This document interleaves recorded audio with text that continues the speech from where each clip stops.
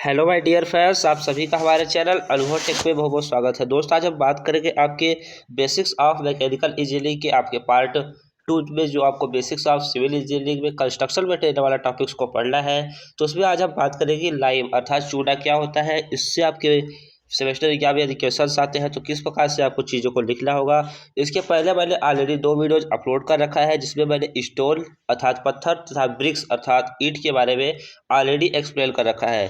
तो आज की वीडियो में दोस्त अंत तक बने रहिएगा। आज की वीडियो में हम लाइम क्या होता है, चूना क्या होता है, इससे जितने भी क्वेश्चंस आपके बीटीयूपी सेकेंड सेमेस्टर में बन सकते हैं इलेक्ट्रिकल ब्रांच के स्टूडेंट के लिए, और यह आपके मैकेनिकल ब्रांच के स्टूडेंट के लिए भी काफ़ी हेल्पफुल होने वाला है टॉपिक।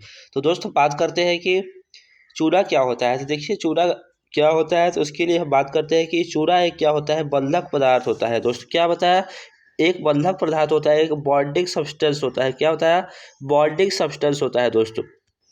चूना एक प्रकार का क्या होता है, बंधक पदार्थ होता है, जो दो या दो से अधिक अर्थात जैसे कि दो ईंटों को या फिर दो पत्थरों को आपस में क्या करता है, ऐड करने का कार्य करता है, जोड़ने का कार्य करता है दोस्त।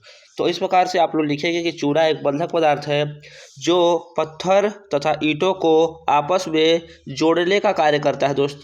आप लोग यहाँ पे याद रखेंगे कि जो चूना होता है, जैसे आपका एक सीमेंट होता है, सीमेंट क्या करता है दोस्त, दो या दो से ईंटों के बीच में क्या लगाया जाता है, सीमेंट को ही तो लगाया जाता है यहाँ पे, तभी तो आपका ईंट क्या रहता है, एक दूसरे से पकड़े हुए रहता है, जुड़ा हुआ रहता है।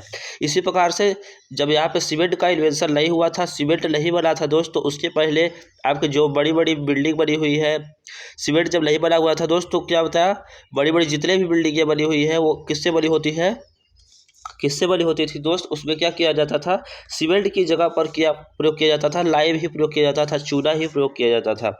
तो एक बार एक पॉइंट को आप लोग याद रखेंगे और नेक्स्ट पॉइंट की ओर बढ़ेंगे तो दोस्तों, तो यहाँ पे नेक्स्ट पॉइंट को आप देखेंगे कि नेक्स्ट पॉइंट में आपको क्या लिख सकते हैं आप। तो देखिए नेक्स्ट पॉइंट में आपको लिखना है, चूने का विशेष गुण यह है कि यह सूखने पर सिकुड़ता है और तथा टिकाऊ होता है। टिकाऊ होने का मतलब दोस्तों, ये सीमेंट की तुलना में देर में जमता है, लेकिन इसका जो सीमेंट से अच्छी क्वालिटी का यह माना जाता है, लेकिन इसकी उपलब्धता कम है, इसलिए इसका उपयोग कब किया जाता है, और यह सूखने पर सिकुड़ता है दोस्तों। ये पॉइंट को आप लोग याद रखेंगे दोस्तों। यहाँ पे नेक्स्ट पॉइंट आप लिख सकते हैं कि चूना सीमेंट क्या होता है, चूना सीमेंट की अपेक्षा देर में जमता है। देर में जमता है मतलब इससे जमने में टाइम लगता है, देर में जमता है।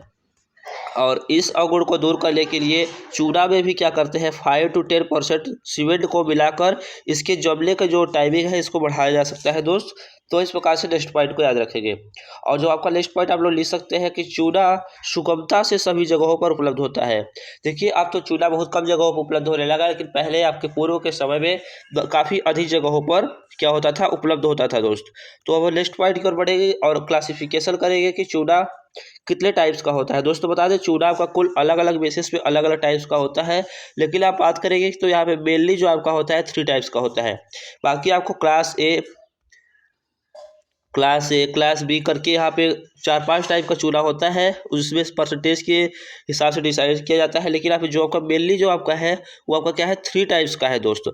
तो पहला जो आपका है वो क्या है, प्योर लाइम, जिसे आप शुद्ध चूना कहते हैं। दूसरा होता है लीन लाइम, क्या होता है दोस्त, LEA या लीन लाइम अर्थात अशुद्ध चूना। और जो आपका तीसरा टॉपिक हो जाता है दोस्तों, तो तीसरा जो आपका टाइप है वो आपका हाइड्रोलिक लाइम अर्थात जलीय चूना। क्या होता है दोस्त, जलीय चूना होता है। इस 3 प्रकार के चूने को आप लोग याद रखेंगे। उसके बाद दोस्तों बात करते हैं शुद्ध चूना क्या होता है। इन तीनों का आप लोग नोट कर लेंगे, स्क्रीनशॉट लेना हो तो स्क्रीनशॉट ले सकते हैं दोस्तों। तो उसके बाद हम आगे बढ़ते हैं कि शुद्ध चूना क्या होता है। तो दोस्तों क्या बताया आपको, यहाँ पे देखेंगे कि शुद्ध चूना किसे कहेंगे, इस पर हम डिटेल में देखेंगे। इस प्रकार के चूने समुद्री शंख से बनाए जाते हैं। ये सब चीज़ों को याद रखें, कहाँ से बनाए जाते हैं, समुद्री शंख से बनाए जाते हैं। इसमें 95% तक कैल्शियम ऑक्साइड, क्या बताया दोस्त, आप लोग यहाँ पे याद रखेंगे कैल्शियम ऑक्साइड कितना होता है, 95% तक कैल्शियम ऑक्साइड होता है। और इसे सफ़ेद चूना के नाम से भी जाना जाता है, अर्थात सफ़ेद चूना और शुद्ध चूना एक ही चीज़ है। आप लोग इतनी चीज़ों को याद रखेंगे। और दोस्त यहाँ पे 95% तक कैल्शियम ऑक्साइड होता है, जिसका सूत्र CaO होता है। ये कितना होता है दोस्त, 95% तक ये पाया जाता है। और हम दोस्त बात करते हैं, जब जल में मिलाते हैं तो यह बुझने लगता है।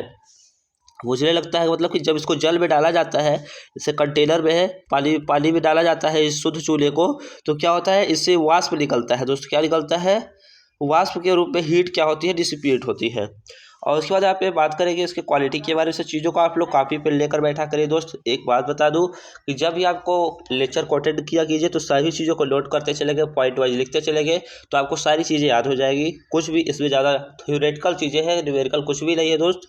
तो इसलिए आपको ये चीज़ें आसान हो जाएगी यदि आप लोग कॉपी पर लेकर नोट करते चलेंगे।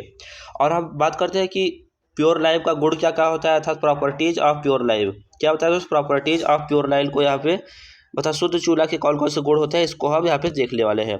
यह धीरे धीरे बुझता है, ये आपका पहला प्रॉपर्टी हो गया।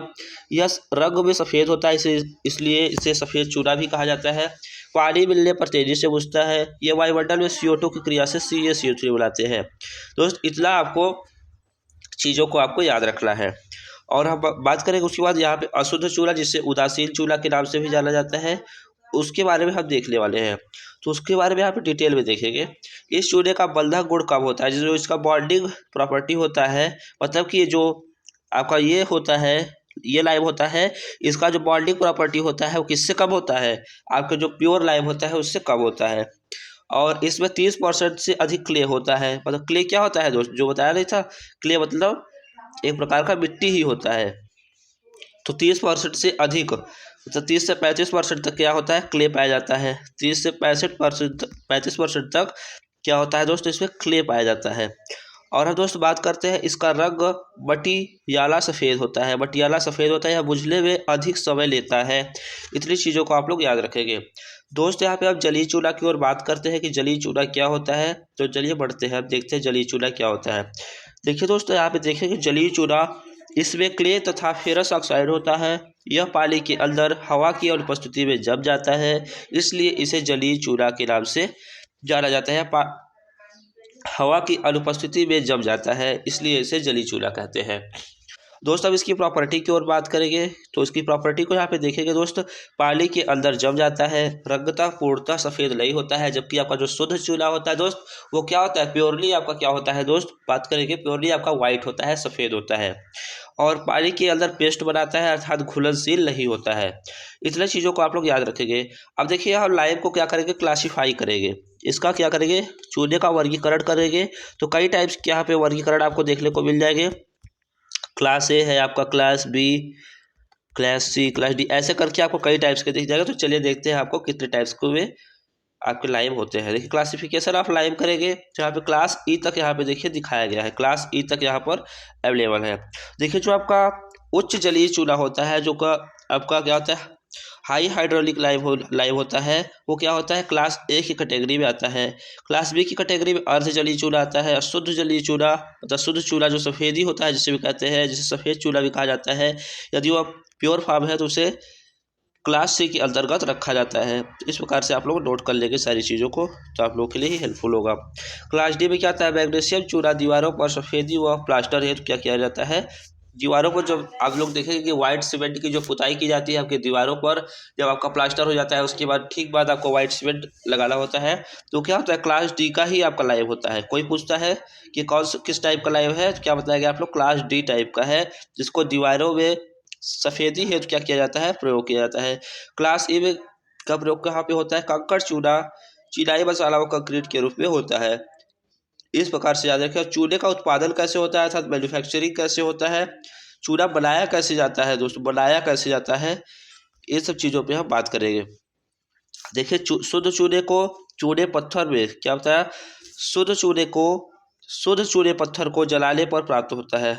शुद्ध चूल्हे पत्थर को जलाने पर प्राप्त होता है। जलीय चूल्हा ग्रंथिक कंकड़ को जलाकर बनाया जाता है। क्या होता है दोस्त, ग्रंथिक कंकड़, यहाँ पे याद रखें, ग्रंथिक कंकड़ को मिलाकर बनाया जाता है, सॉरी जलाकर बनाया जाता है दोस्त। और चूल्हे पत्थर को जलाना और बुझाना दोनों की प्रक्रिया देखिए कहाँ पे ऐसा प्रोसेस किया जाता है। पंजाबी भट्ठा का यूज़ किया जा सकता है, आंतरिक भट्ठे का यूज़ किया जा सकता है दोस्त। क्या होता है, आंतरिक भट्ठे का यूज़ किया जा सकता है, निरंतर भट्ठे का यूज़ किया जा सकता है। और किस प्रकार से चूल्हे को बुझाया जाता है, जैसे कि चूल्हे को हीट कर देंगे तो उसे बुझाना भी पड़ेगा, तो वो कहाँ पे किया जाता है, देखिए एयर के माध्यम से आप लोग कर सकते हैं, वाटर के माध्यम से बुझा सकते हैं। इस प्रकार से आप लोग सारी चीज़ों को यहाँ पे देख करके नोट कर लेंगे।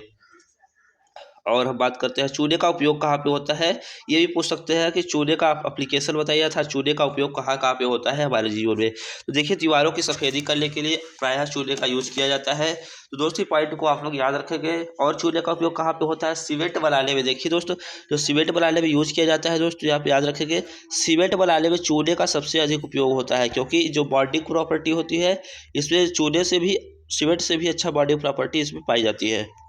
और जो इसका नेक्स्ट पॉइंट होता है चूने का उपयोग चूना कंक्रीट बनाने में, चूना कंक्रीट बनाने में होता है। तो इतना 3 पॉइंट हो गया, कम से कम 5 पॉइंट लिखेंगे। और देखिए मृदा का स्थिरीकरण करके मिट्टी की सड़क बनाने में भी चूने का उपयोग होता है। डिस्टेम्पर बनाने में, देखिए जो का पेंट आता है डिस्टेम्पर का, डिस्टेम्पर आप लोगों ने नाम भी सुना होगा आपके घरों में, जब कलर होता है दीवारों पे तो डिस्टेम्पर लाया जाता है बाल्टी में, अलग अलग कंपनीज के आते हैं, तो वहाँ पे चूने का प्रयोग हुआ रहता है।